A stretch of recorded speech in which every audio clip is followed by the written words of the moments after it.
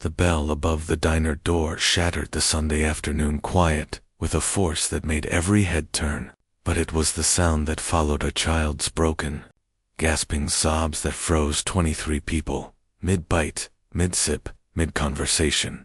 Because there are certain sounds in this world that bypass the brain and go straight to the soul. And a terrified child crying is one of them. She couldn't have been more than 8 years old, with tangled brown hair stuck to her tear-stained cheeks, wearing a faded purple jacket 2 sizes too big and sneakers with mismatched laces.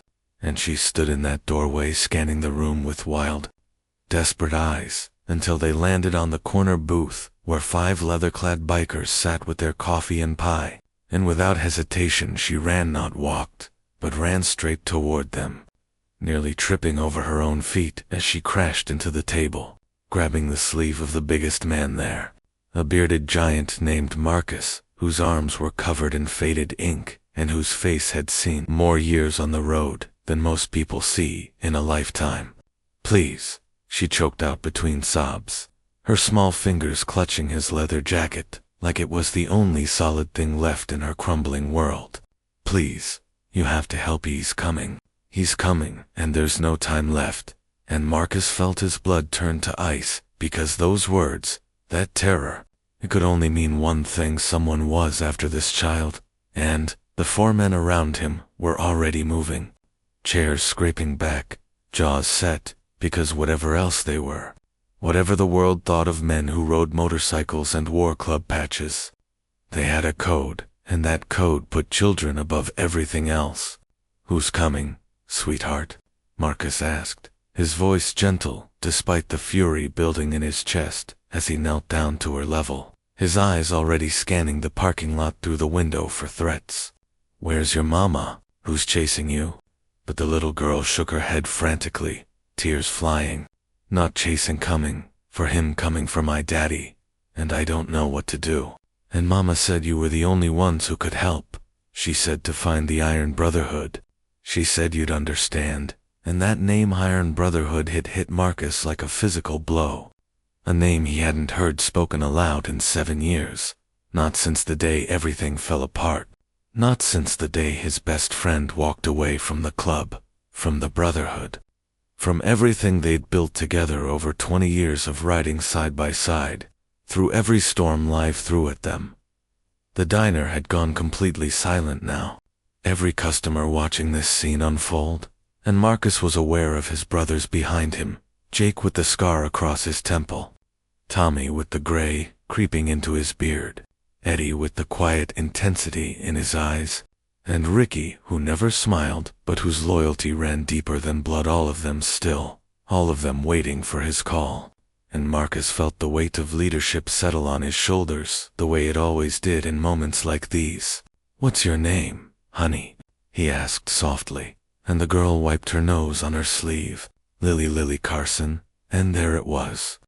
The name that confirmed what his heart already knew. Carson, as in David Carson. As in the man who had been his brother in every way that mattered. The man who'd saved his life in a snowstorm outside of Denver. The man who'd stood beside him when Marcus's own father had turned his back on him. The man who'd held Marcus's infant daughter at her baptism and promised to always be there. And then the man who'd thrown it all away over pride and anger and words that both of them had been too stubborn to take back. "David Carson is your daddy?" Marcus heard himself ask, and Lily nodded. "He talks about you, all of you. He has pictures in his garage. From before, when he was happy, and now he's sick, really sick. And the doctors said maybe weeks, maybe days. And all he does is sit in his chair and stare at those pictures. And yesterday I heard him crying, actually crying, and he said your name. He said, 'I need to tell Marcus I'm sorry before it's too late,' but Mama said he's too proud to call, too ashamed. And then this morning he got worse and I got scared because I can feel it. I can feel him leaving, and Mama's trying to be strong, but she's breaking too. And I thought if I could find you, if I could bring you to him, maybe he could have peace. Maybe we all could." And the words tumbled out of her in a desperate rush that broke something fundamental in Marcus's chest. something that had been hardened and calcified by 7 years of anger and hurt and stubborn pride. Jake spoke first, his voice rough. "David's dying." And Lily nodded, fresh tears streaming down her face. "Cancer, it's everywhere. They can't stop it. And he's in so much pain, but he won't show it. He just sits there looking at those old pictures of all of you on your motorcycles, at rallies and campfires and Christmas parties. And he touches them like they're the most precious things in the world." And Tommy made a sound like he'd been punched, because they all remembered those days, those golden days before the fight, before the night when David had wanted to take the club in one direction and Marcus another, when voices had been raised and accusations thrown, when David had said things about Marcus's judgment and Marcus had questioned David's loyalty. And it had escalated so fast, too fast, until David had ripped off his patch and thrown it on the table and walked out into the rain. And none of them had gone after him because they were all too angry, too hurt, too convinced that if he wanted to leave, then good riddance. Never mind that he'd been family for 2 decades. Never mind that some arguments should never be worth more than brotherhood. Eddie leaned forward. "What happened between them? Between Marcus and your dad? Did he ever tell you?" And Lily shook her head. "He won't talk about it. But I know it kills him whatever happened. It kills him every day. I can see it. And now he's actually dying, and I can't let him go, carrying that pain. I can't." And her voice broke completely, and Marcus found himself pulling this little girl into his arms. This child he'd never met, the daughter of his lost brother. And she clung to him the way his own daughter used to cling to him after nightmares. And he realized with stunning clarity that David had built a life after leaving, had this beautiful, brave little girl who loved him enough to run to strangers for help. And Marcus had spent 7 years being angry at a man who'd apparently spent those same 7 years looking at old photographs and missing what they'd had. Ricky, who rarely spoke, but whose words always mattered when he did, said quietly, "We should go," and it wasn't a question. It was a statement of fact, and Marcus looked up at his brothers and saw the same realization on all their faces, that whatever had happened 7 years ago didn't matter anymore. That pride was a cold companion compared to brotherhood, that death had a way of putting everything into perspective, and that somewhere across town their brother was dying and believing himself unforgiven, and they couldn't let that stand. Marcus pulled back and looked at Lily. "Where is he, sweetheart? Where's your daddy?" And she rattled off an address on the north side of town, a neighborhood Marcus knew, a modest area where working families lived in small houses with chain-link fences and basketball hoops in driveways. And he thought about David, choosing that life over the club, choosing family and normalcy, and wondered if maybe David had been wiser than all of them. "We're going to him right now," Marcus said, standing up, and his brothers were already moving. Jake throwing money on the table for their unfinished meal, Tommy grabbing his jacket, Eddie and Ricky heading for the door. And Marcus took Lily's hand. "Did you come here alone? How did you get here?" And Lily looked down. "I took my bike, Mama doesn't know. I left. She's with Daddy, and I heard her on the phone with the hospice nurse, and I just knew I had to do something. I had to try." And Marcus felt his throat tighten because this little girl had shown more courage in one afternoon than he'd shown in 7 years. Had fought for her father's peace while Marcus had nursed his wounded pride, and the shame of it burned through him like acid. They walked out into the parking lot, where their motorcycles sat in a row, chrome gleaming in the afternoon sun. Powerful machines that represented freedom and brotherhood, and a way of life that most people didn't understand. And Marcus looked at Lily. "You ever ridden on a motorcycle?" And she shook her head, her eyes wide, and he said gently, "We need to get you home fast, faster than your bike can go. Do you trust me?" And after a moment, she nodded, and he pulled a spare helmet from his saddlebag, one he kept for his daughter's visits, and carefully fitted it on Lily's head, adjusting the straps, making sure it was secure. And then he lifted her onto the bike in front of him where he could keep her safe.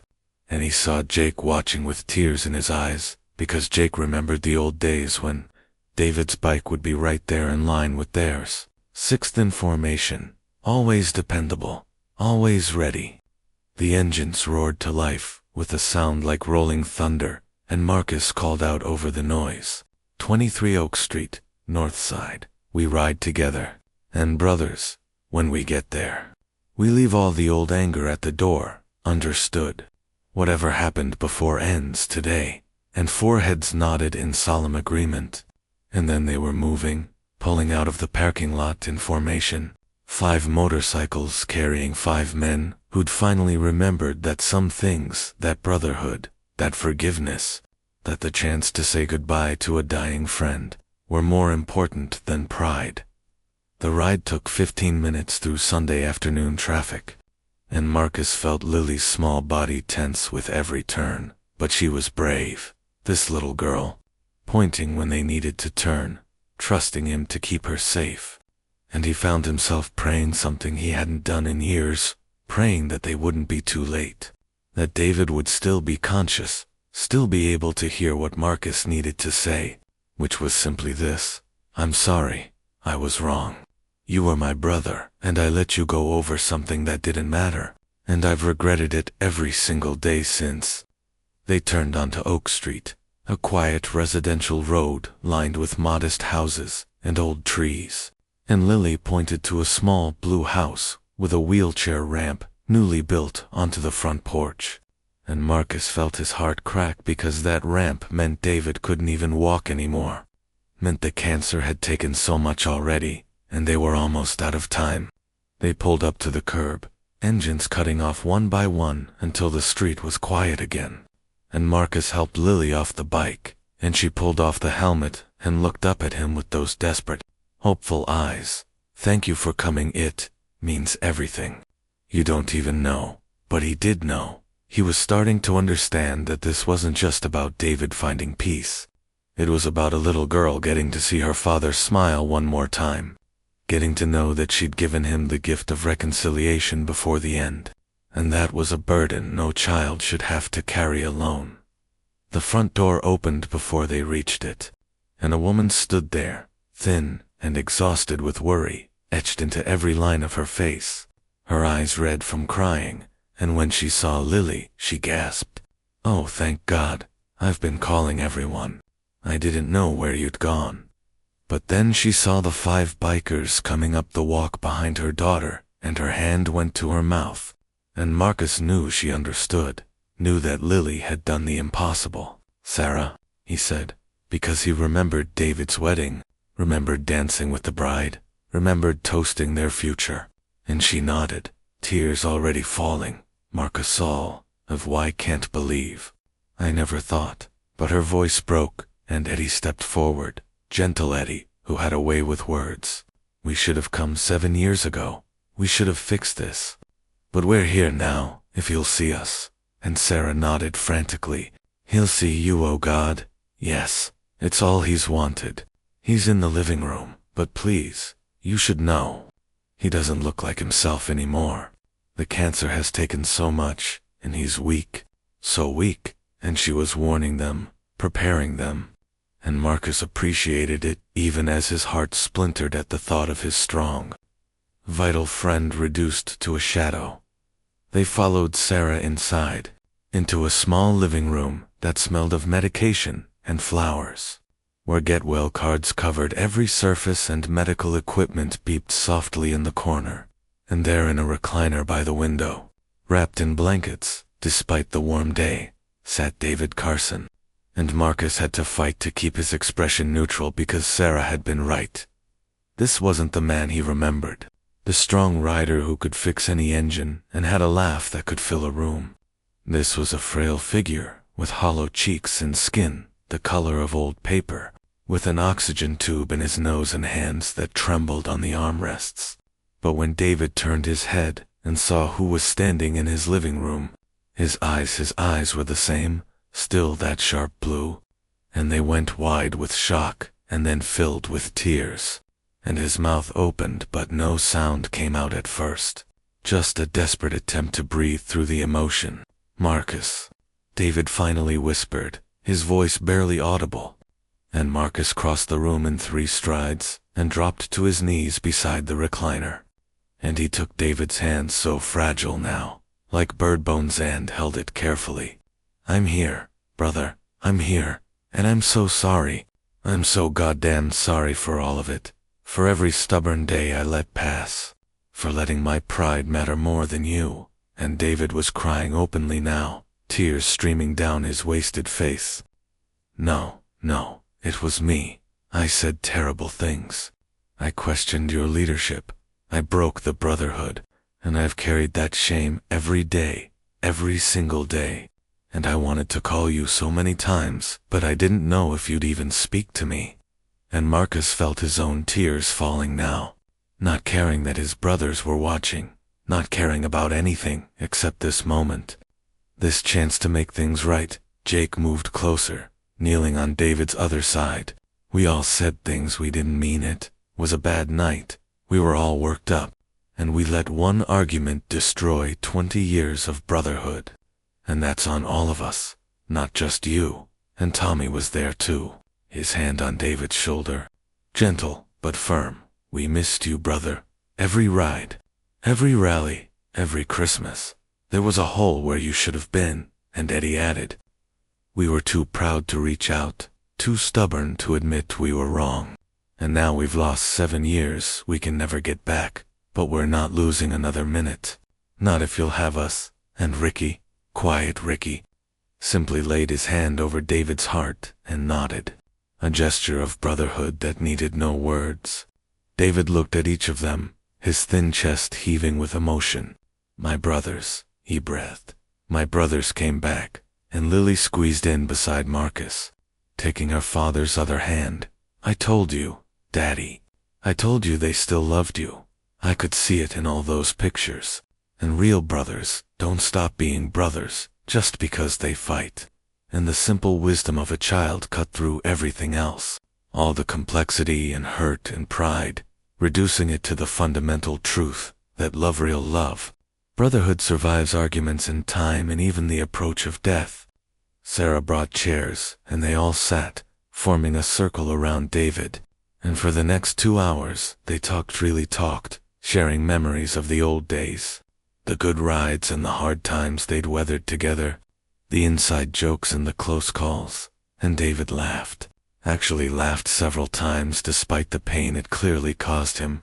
And Marcus watched the light come back into his friend's eyes, and knew that Lily had given her father an extraordinary gift, had given all of them a gift, the chance to heal what had been broken, to say the things that needed saying before it was too late. David grew tired as the afternoon wore on, his breathing more labored, and the hospice nurse who'd been waiting quietly in the kitchen came in to check his vitals, and she gave Sarah a look that communicated what words didn't need to, that the excitement had cost him energy he didn't have to spare, that the end was coming soon, maybe very soon. But when Sarah started to suggest that everyone should let him rest, David gripped Marcus's hand with surprising strength and whispered, "Don't go, please. I don't want to be alone. I want my brothers here." And Marcus looked at Sarah, and she nodded, tears streaming down her face because she understood that this was what her husband needed, that this was the peace they'd all been searching for. So they stayed, through dinner that Sarah brought them in the living room, through the evening as the light faded and lamps were turned on, through the night as David drifted in and out of consciousness but never fully slept, as if he was holding on to every moment he had left with them. Lily curled up on the couch, wrapped in her mother's arms, watching these tough men keep vigil over her father, and at one point she whispered to Marcus, "Thank you for coming when I asked. Thank you for being the kind of men I hoped you were." And Marcus realized that they'd all been tested today, tested by the faith of a desperate little girl, and somehow they'd managed to pass, to be worthy of her trust and her father's forgiveness. It was just after midnight when David's breathing changed, becoming slower, more deliberate, and Sarah and the nurse both moved closer, and Marcus felt the familiar weight of loss settling over the room. But this was different from other deaths he'd witnessed. There was peace here, a sense of completion. Because David's eyes were open and clear, and he was looking at each of them in turn, his brothers, his wife, his daughter. And his lips moved in silent words that Marcus somehow heard anyway. "Thank you, I love you, I'm ready." The nurse checked his pulse and nodded gently to Sarah, and Sarah climbed carefully onto the recliner, cradling her husband's frail body against her chest. And Lily was there too, pressed against her father's side, and the 5 bikers gathered close, each with a hand on David's shoulder, arm, leg, maintaining that physical connection, that brotherhood, letting him know he wasn't alone, would never be alone, that they would carry him with them on every ride from this day forward. David's breathing slowed further, and then, with his family holding him and his brothers surrounding him, with love filling every corner of that small living room, David Carson took his last breath and slipped away so quietly that for a moment no one was sure he'd gone. But then Sarah let out a soft sob and they knew, and Marcus felt the tears streaming down his face unchecked because he'd lost his brother for the second time. But at least this time he'd had the chance to say goodbye, to say sorry, to say I love you, and mean it with everything in him. They stayed for another hour, helping Sarah with the necessary phone calls, sitting with her and Lily as the hospice nurse handled the logistics with quiet efficiency. And when the funeral home finally came to take David's body, all 5 bikers stood at attention in the front yard, hands over their hearts in final salute, as their brother left his home for the last time. In the weeks that followed, the Iron Brotherhood became a constant presence in Sarah and Lily's life, fixing things around the house that David hadn't had the strength to repair, making sure their bills were paid, taking Lily to school when Sarah was too overwhelmed with grief to function, and slowly, painfully, learning what David had known all along, that brotherhood extends beyond the club to include the families of brothers, that service and sacrifice aren't just words but actions, and that the greatest rides aren't the ones to distant rallies but the daily journey of showing up for people who need you. 3 months after David's death, on what would have been his 45th birthday, Marcus and the Brotherhood organized a memorial ride in his honor, and they were stunned when over 200 motorcycles showed up, riders from across 3 states who'd known David in the old days and wanted to pay respects, and they rode together through the mountains David had loved, with Sarah and Lily in Marcus's truck following behind. And at the summit they released balloons and shared stories and laughed through their tears. And Marcus felt David's presence so strongly it was almost physical, as if his brother was riding beside him one more time, and he whispered into the wind, "We've got them, brothers Sarah and Lily. They're our family now, and we won't let you down, I promise." Lily grew up surrounded by 5 uncles who would have done anything for her, who taught her to ride when she turned 16 on a motorcycle they'd built from scratch in David's memory, who walked her down the aisle at her wedding years later, when Sarah had remarried a good man who treated David's memory with respect, and who never, ever, let her forget that her father had been a great man, a loyal brother, and that his love for her had been so powerful it had broken through 7 years of silence and pride, simply because she'd been brave enough to run crying into a diner and ask for help. The Iron Brotherhood became known in their community not for being tough or intimidating, but for being the guys who showed up when single mothers needed cars fixed, when elderly neighbors needed snow shoveled, when kids needed mentors, when anyone needed help. The Brotherhood was there, and it all traced back to that Sunday afternoon when a little girl taught them that real strength isn't about holding on to anger. It's about having the courage to forgive, to show up, to be vulnerable enough to admit when you're wrong, and brave enough to make it right, especially when time is running out. Marcus kept a photograph on his desk until the day he died, a picture from that last night with David, all 6 brothers together one final time, and written on the back in David's shaky handwriting were words Sarah had found later in his journal, words he'd written in the peaceful hours after reconciliation. "My brothers came home, and so did I. We're whole again, and I can rest now." and that became the legacy, the lesson, the truth that the Iron Brotherhood carried with them on every ride, that pride is expensive and forgiveness is priceless, that the words "I'm sorry" and "I love you" should never wait for tomorrow, because tomorrow isn't promised, and that sometimes it takes the faith of a child to show grown men the way back to what matters most, not the open road or the freedom of the ride, but the bonds of brotherhood that make the journey worth taking, the love of family that gives purpose to every mile, and the grace to admit our mistakes and seek forgiveness before the sun sets on our last day, because in the end, we're all just looking for the same thing: peace, connection, and the knowledge that we mattered to someone, that our life made a difference, and that we'll be remembered not for our pride or our arguments, but for the love we gave, and the bridges we built, and the courage we found to say sorry while there was still time.